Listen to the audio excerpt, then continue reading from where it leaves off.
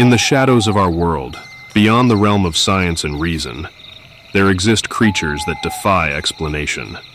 Cryptids have captured the imagination of humanity for centuries. Are they just figments of our imagination, born from the depths of our primal fears? Or do they truly exist, lurking in the darkness, awaiting their next encounter with the unsuspecting? For this video, we are looking at some terrifying encounters regarding these mysterious creatures.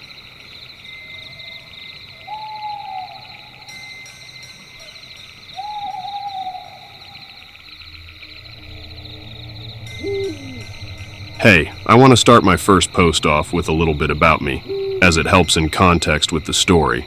I'm a 22-year-old person working in the medical field.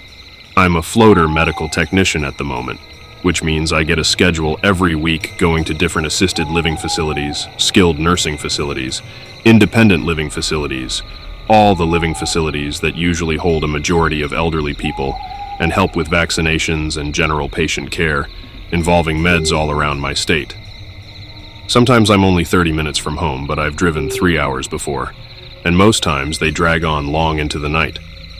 Being that I'm not really that picky, and I know how to handle myself and money is money, I usually don't mind the drive. My parents would drive 4 hours to a location for a day trip, and that same day we would drive back. Nothing too crazy though. It can get a little tiring after working 6 days in a row.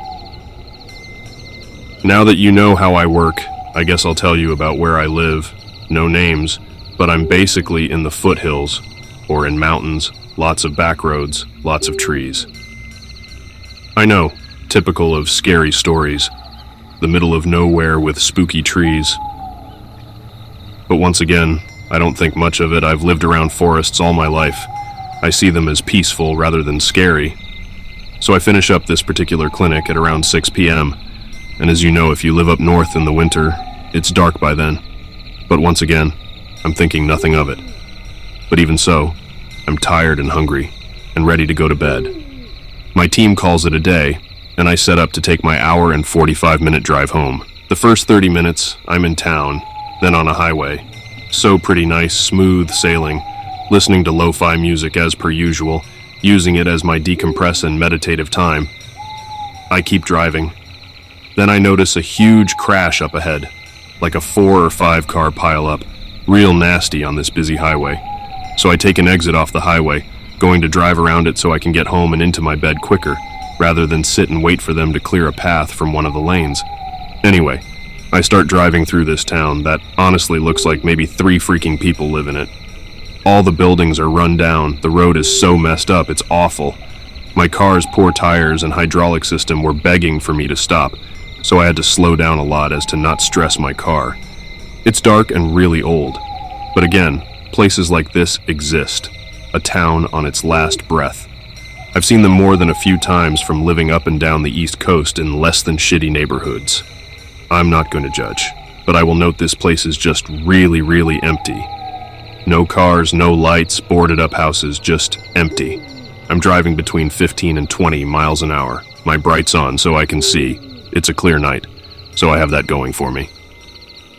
As I'm driving past this big fire department overrun with bare trees, a loud thunk comes from the roof of my car. Great. I quickly pull over into the parking lot of the abandoned fire department. Wonderful. I'm thinking, get sideswiped by a random dude at a rest stop and dent the top of my poor orangeberry in 1 week. I open the door in a panic, expecting to see some tree branch denting my roof. But nope, nothing. Which is weird enough as is. I'm like, what the hell? I knew something hit my roof. So I go to check behind my car. Maybe it rolled off. Maybe it was a bird or a bat that fell then flew away. There are a lot of trees around here. I walk all around my car, look into the messed up road. Nothing. I chalk it up to the winged animal idea and climb back in my car, a little rattled. So it's silent as I get resituated. That's when I heard this ear-piercing shriek.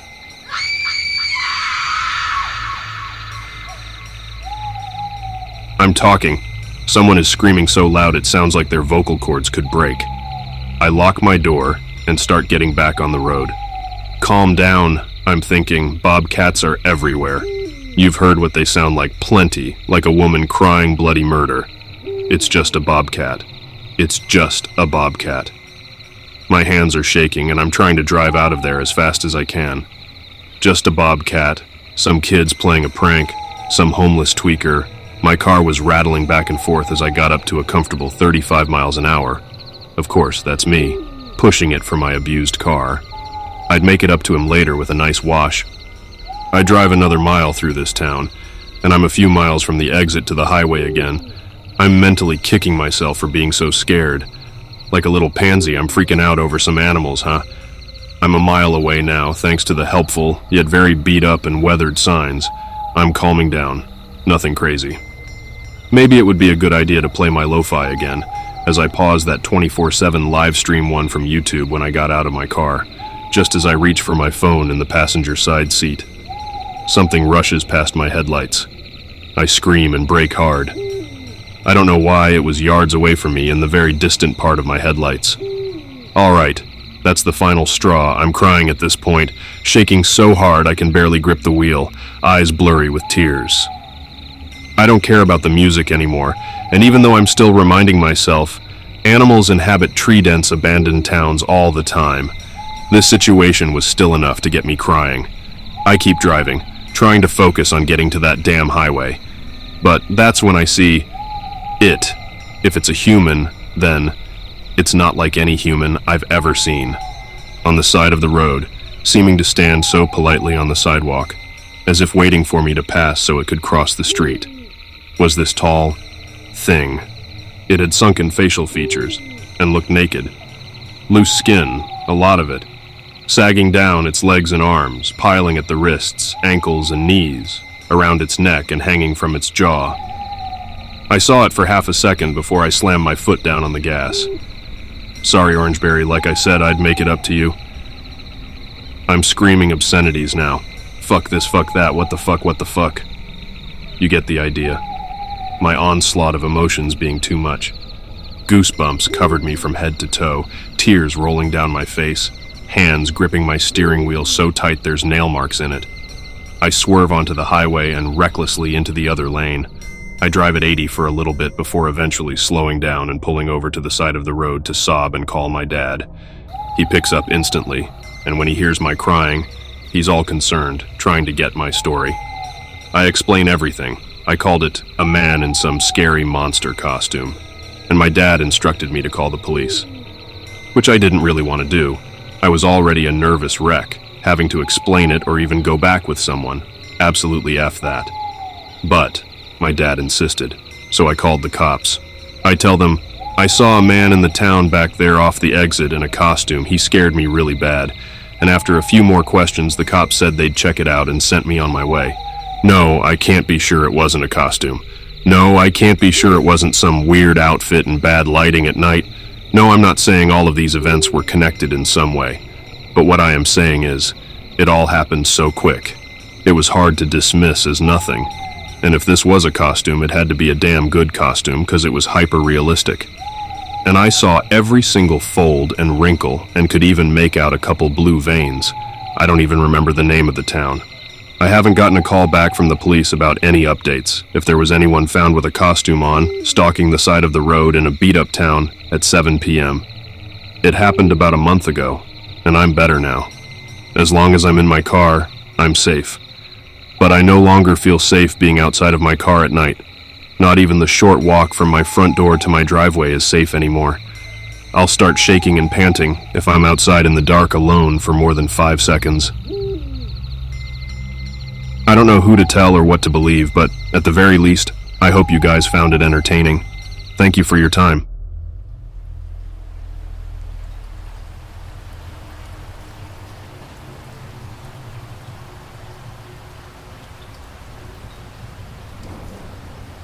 This is truly the scariest, most horrible thing that has ever happened to me. I have never been so petrified in my life.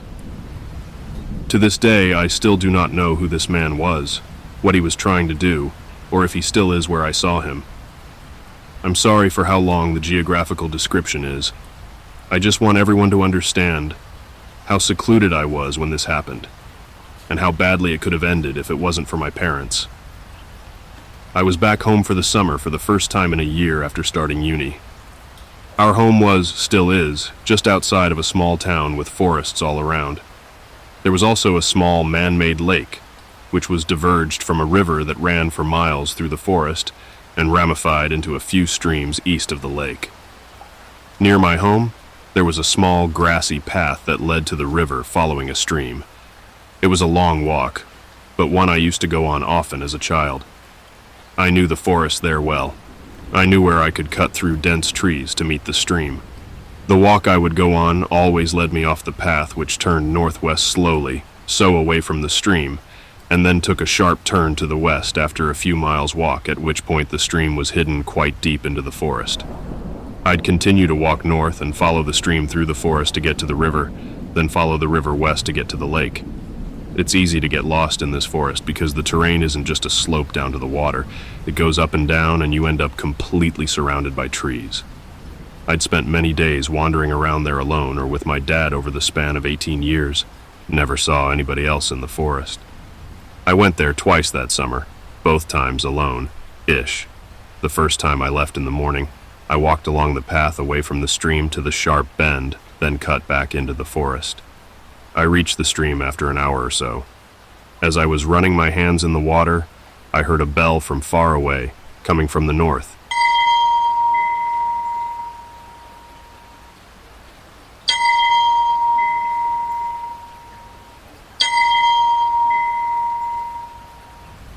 Something was making a bell ring fervently and periodically, which I found strange. I listened well, wondered if it was a lost hunting dog, and started moving towards the sound. Yeah, I bloody know I'd be the first person to die, but I was heading north anyway, so what the hell? I realized it couldn't have been an animal. I could tell the bell was too heavy, because of how clear the sound was, to be on a collar. I kept moving, and the bell was moving away from me. It stopped completely after 5 minutes. The stream wasn't big enough or strong enough to carry a bell. That could have been enclosed in a tin or something, and the river was too far still. I thought of everything, but nothing explained the sound, apart from one obvious thing, which I just didn't feel comfortable with for some reason. I knew it had to have been a person. I stopped thinking about it and just walked on normally, until I found a badger.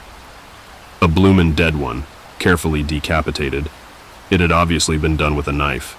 It was fairly fresh, the body was still limp, and there wasn't too much smell coming from it. The wound was full of maggots, but I knew that happened soon after exposure. The sound of the bell had been following the stream. So had I. So, the badger was put there, maybe killed there, at least decapitated, while I was walking that way, I suppose, dunno really. Nothing else happened that day. 1 week later, I went back for the second time that summer, and the last time ever. I left home at around 6 p.m. I made it to the stream, then walked to the river in an hour, then decided to go back the way I came because it was getting late and it was raining quite heavily. The sun set at around 9 p.m. I was walking as fast as I could. The sound of the rain in the trees was surreal and loud. I was somewhat trotting with my head down for a while through the clearest and most open part of the forest when I bumped into something heavy. The smell was sickly. It was the decomposing body of the badger with his head strung to his front paws. That area looked a bit like a ham because of the way it was tied, just swinging from a tree, like an almost literal load of bollocks. It was this putrid bag of stench, wet and dripping green liquid. I started gagging. I had some sort of mucus-textured fluid in my hair. It was repulsive. At first I just stared at it, slightly gobsmacked. Then I started fidgeting violently because I felt like I was drenched in its juices. I was soaking from the rain. My senses became confused. It felt like a bucket of ice-cold water had been thrown over me when I realized that I walked the same way to get to the river, so someone had strung up the body up after I'd passed it on the way there. Someone knew I'd see it. So, was someone watching me and running around the forest? Were the faint sounds of branches breaking around me not animals? I looked around and started jogging. I was half running, half walking away from the stream back towards the path for a while when I heard the bell again. I proceeded to call my dad while running. I told him to meet me on the path where it sharply turns west. It was the closest part of the path to me, to go as fast as he could, and that someone was in the forest. I can't explain the feeling I had. It was like I had just shit out my intestines and stomach, I literally felt the hairs on my neck raise despite being soaked. It was dark. I jogged as fast as I could. I was panicking because the path was still a bit far away, just too far to feel safe. It was still raining. Every single sound was muffled. I felt like everything was further away than ever before. The bell went on for way longer than the last time, on and off. I felt like it was surrounding me at one point. The fear combined with my compromised hearing and the fact that I couldn't flip and breathe properly was making me slightly lose my sense of direction. I was automatically heading southwest, but I wasn't really sure what I was even doing. I was breathing like a goddamn horse, coughing my lungs up, kind of crying out loud, like a toddler does, tripping over leaves and twigs like an idiot. I stayed on the phone with my mom, who was on her way with my dad. I kept hearing sounds, but I wasn't sure what they were. My mom was screaming on the phone at the same time that they were on the path, that I needed to run, that my dad had gotten out and was heading east from the path bend. I was terrified, so I went into survival mode. I was doing the half-running, half-speed, speed-walking thing again because I was out of breath. Then, I heard branches break, clear footsteps for the first time from down in the forest, and the bell ringing louder. I didn't want to, but I looked over my shoulder. That's when I saw what was in the forest with me, a tall figure creeping in my direction at the very end of the clearing, ringing this bell slowly in front of his stomach. I could tell he was staring straight at me. Now, I don't know if I had a hidden secret sprinting ability or instinctual adrenaline-induced superhuman powers, but when I tell you I ran for my life, I fucking didn't look back once. I screamed as much as I could. I lied. I'm on the phone with the police. They are on the path. Dad, I can see you. I'm here. I wanted to yell, Dad, please, where are you? But I kept that to myself. I felt like something awful was going to happen.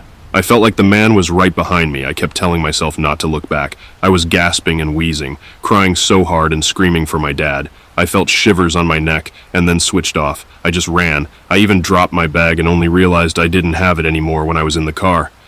I felt like my phone was my only way home. Things no longer felt real. It was like my legs were moving by themselves. I didn't know if the man was still following me.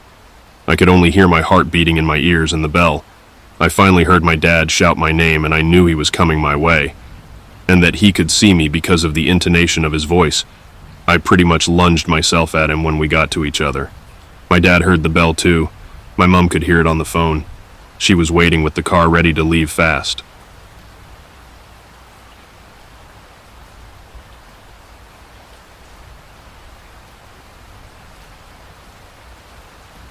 So one fine day, I got a text from my friends. It's a good rainy day, let's go to a waterfall nearby. Where do they get this energy to climb a hill when it's raining this heavy? Why can't they enjoy a nice cup of tea or coffee and a playlist? Well, either way, there was no point in denying it, because they would drag me out my house anyway. So we decided to set out in the evening. I had a great place in my mind. We reached there around 5:30 p.m.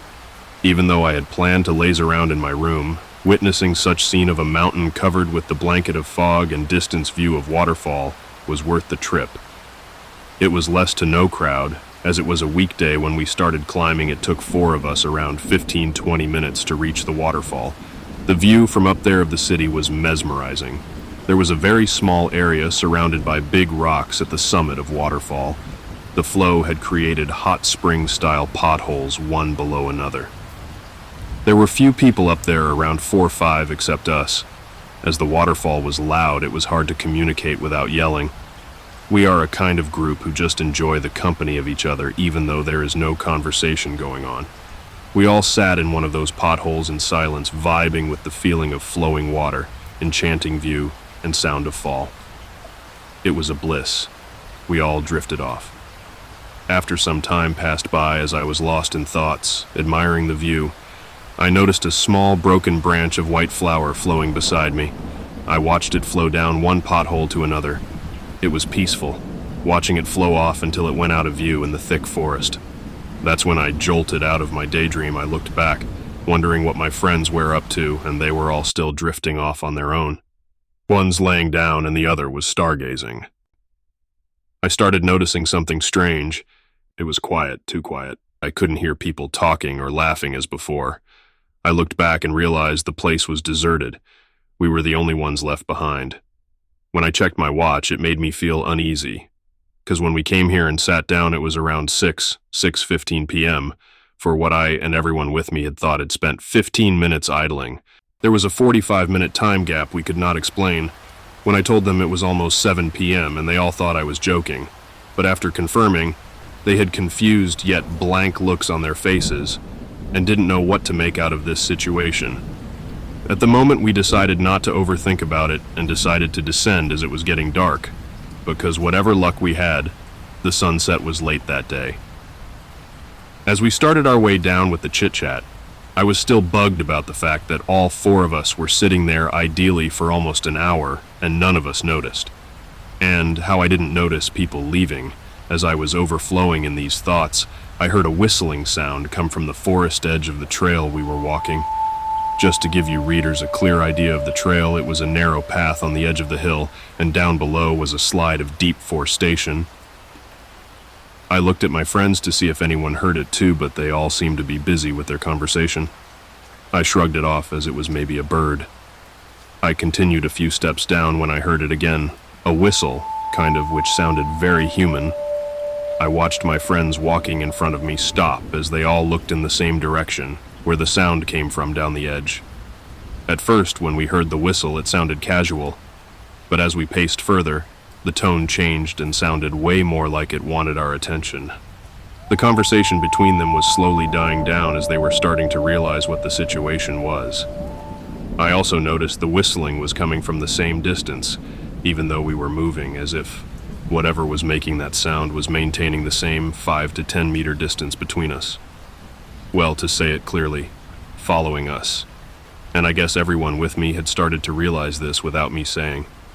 Now, the thing about late-time sunset is, it lights the sky as long as it does, and in a matter of minutes, it is as dark as the middle of the night. It seemed like our luck had run out on us. We were almost out of the forest area, but it was pitch dark, and we were at the mercy of our phones, flashlight, and slippery, muddy trails were not any help for our pace.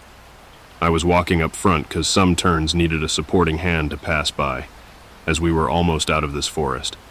I was starting to feel a little hopeful, only if I had known it was a false feeling, something happened which none of us had expected. The sound of a branch breaking followed with a whistle sent a chill down everyone's spine. My heart was racing faster than ever. I looked back and everyone was frozen in their tracks like a deer in headlights. I wanted to flash the light towards the direction of the sound, but something screamed inside of me to leave it alone. Somehow calming myself, I instead decided to check on my friends. Two of them were holding on somehow, but the one who was walking last, she had tears in her eyes, almost ready to give up and scream her lungs out for help. Honestly, she would have done that if she wasn't paralyzed by fear. I could sense she or none of them wanted to be the last person standing. I knew everyone, including me, just wanted to run like all hell broke loose. But that would have only led to some serious casualties, as the path was filled with sharp stones. I mustered up whatever hope I had left to not panic and walked all the way back, tapped on her shoulders and signaled for her to move forward while joking on how she is slowing us down. In my mind, I begged that they would go along and not cause a scene, and for the sake of it, they did, laughing awkwardly on the joke and pacing forward. All life on Earth, including humans, animals, birds, and even insects, share one thing in their DNA, which is instinct. A necessity for survival. At that moment, not out of fear, but because something inside us was telling us that something was lurking in that slope of thick forest, the slope which was nearly impossible to stand or walk through it for any normal human. Somehow, we all knew. We absolutely could not acknowledge the whistle, or that there was something in those bushes. After what felt like forever, we managed to get out of the forest. We rushed towards our bikes and took off as fast as we could. Coming into the city, the sound of traffic and lights calmed us down. I noticed we were all shivering from cold, and maybe fear. I made a stop at a tea stall. The warmth of tea was soothing as time passed by, but the fear was starting to fade away and curiosity took its place. We started brainstorming on what did actually happen to us. Were we scared of random noises? Was our brain messing with us out of fear? Many theories and logical reasoning can be created out of it, and we came up with the best theory, that it could have been a bird that mimics humans. Sound reasonable, right? After all, some crows and parrots can basically have conversations. How hard can it be for it to whistle? And we all shrugged it off. As days passed by, it still didn't fit right with me, so I decided to do some research about this place, usually like what kind of birds and animals are found in the area. Well, to my surprise, there were none of the birds native that could mimic sounds. Also, it is supposed to be the hunting ground for kites, so birds smaller in size tend to avoid the area, which threw out parrot theory out of the equation. As I went down the rabbit hole, I found something that made my blood cold and made matters much worse. Apparently, there were several cases of suicides and accidental deaths of many men, women, and children, some of which the bodies were never found. Police officers always seal the entrance with barricades during heavy rainy days, but some locals always managed to slip past and had met with such unfortunate accidents I could not find any stories similar to ours. But then again, this spot was not known to many and was only known to locals, as I am documenting this down. To this day, I have no explanation as to what could have happened to us that day. A ghost, or something out of folklore like skinwalkers, or a mind game of fear. I will leave this to your imagination.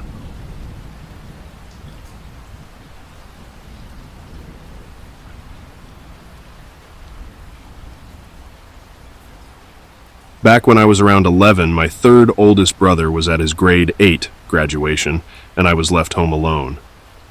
For some context, I'm Canadian, and at the time lived with my mother in a forest-surrounded area. I was home alone, and at around maybe 5 p.m. I went out to put our chickens away. All of my roosters were on high alert, which wasn't strange, except that a few wouldn't let me leave the coop, which isn't normal.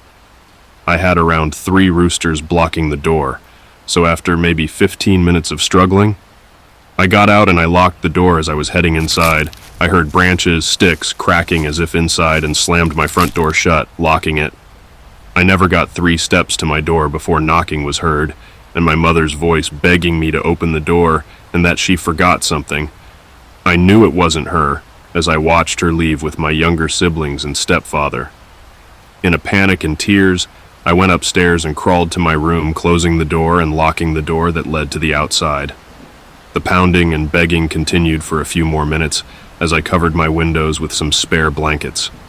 After a little bit, I began to hear tapping and knocking on my top window, which was pretty high up, and I started hearing the voice mimic some family members' voices saying stuff like, "Open the door or you're fucking grounded," and "Open the damn door," and screaming.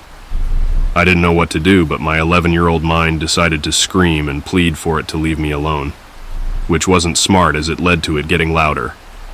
After maybe 40 minutes it stopped and I thought it was over, but my generator shut off even though it was fully shaken up. I knew I had to go outside to check on it, so I grabbed a metal baseball bat we had by the door and went outside shaking and crying. I checked it and it showed that there was no fuel. I heard some weird sounds and out of panic I grabbed my cat, put him in my bag and tried to bike off but failed and ran back home crying since I was scared. My mother ended up coming home after an hour or two, and my stepdad dealt with the generator. The whole my mother scolded me for being stupid. It was pretty windy, so I made up an excuse saying I thought a tornado was coming, which she believed and called me dumb. After that they left again, and I watched the truck drive off. I felt eyes on me. I quickly scooped up my cat, and I went inside, locking the door, and it started again, the pounding and mimicking. I sat in bed crying, scared and confused why it was happening again. One of my makeshift curtains fell. After a while it had gotten dark out. It was around maybe 8 or 9 now, and I could see a shadow of the being due to the moon. It was tall and had these deer-like antlers. I don't know how it knew that I saw, but the shadow's hand started coming towards the corner of the wall, and I quickly covered my window.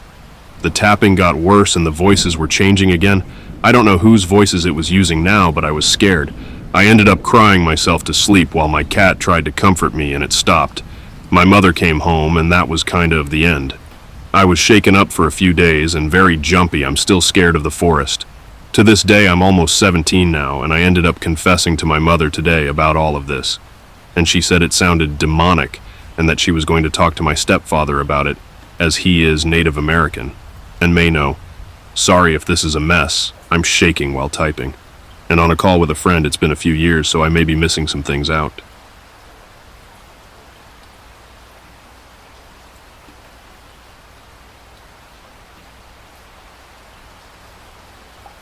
Okay, guys, so here is my story.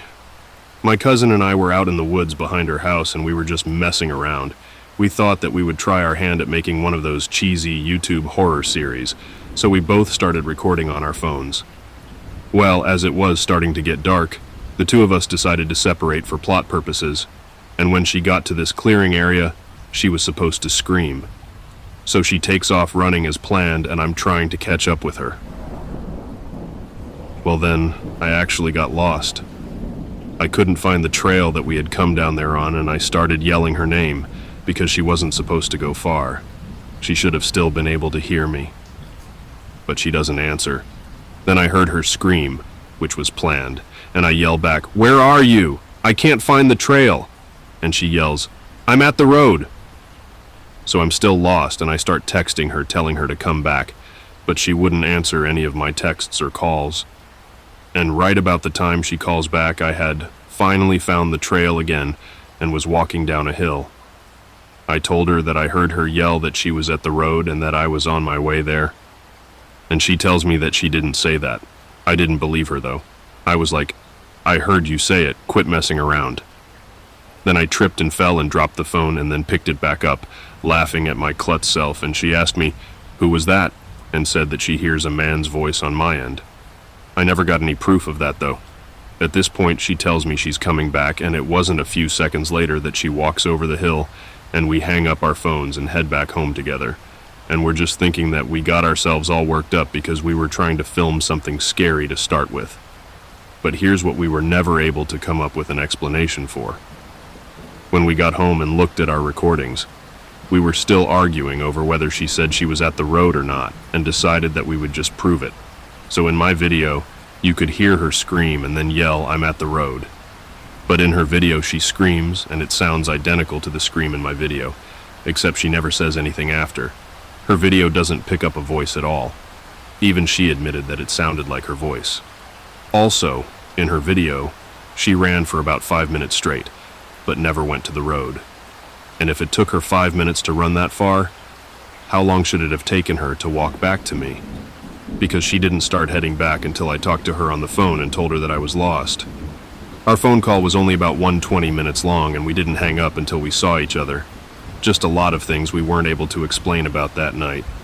Also, she had nightmares for weeks after this about some monster. The description she gives me actually reminds me of a shadow person a little, but bigger.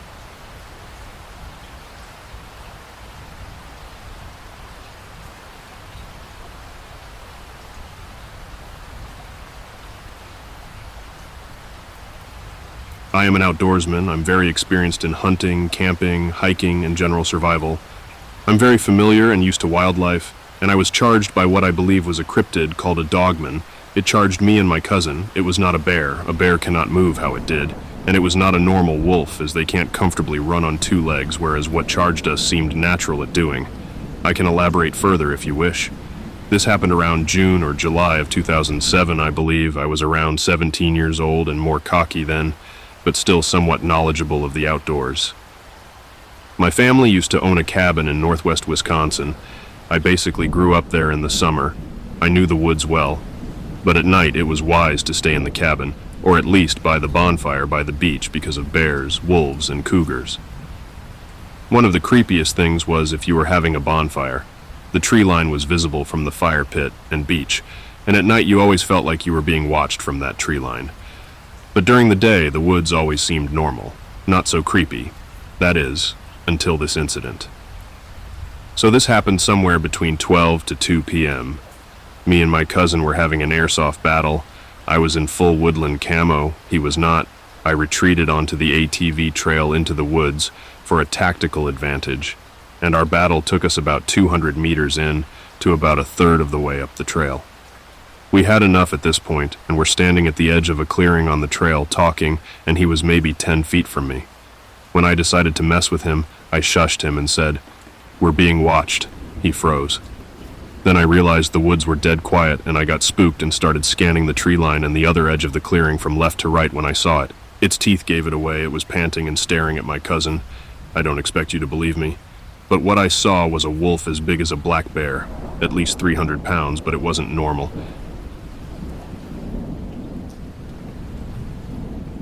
grasping with a clawed hand. It had reddish-brown fur. I told my cousin that we have to go, and next thing I know he is sprinting, and I look back at Wolfie, who had locked on and sprinted a few steps on 2 feet, and then I turned and ran when it looked like Wolfie was dropping to all fours. It charged us and sounded right on our asses, barreling through the brush, but for whatever reason let us go when we broke out of the tree line and headed for the cabin. What stuck with me the most was the sheer size. Wolfie appeared to be nearly 7 tall when upright, and that where it should have had front paws, it appeared to have large clawed hands. Now, I'm not sure how to explain it away rationally. I have heard wolves will occasionally kind of walk upright, but as far as I know, they can't sprint on 2 legs, nor do wolves get that big, and black bears more waddle on 2 legs.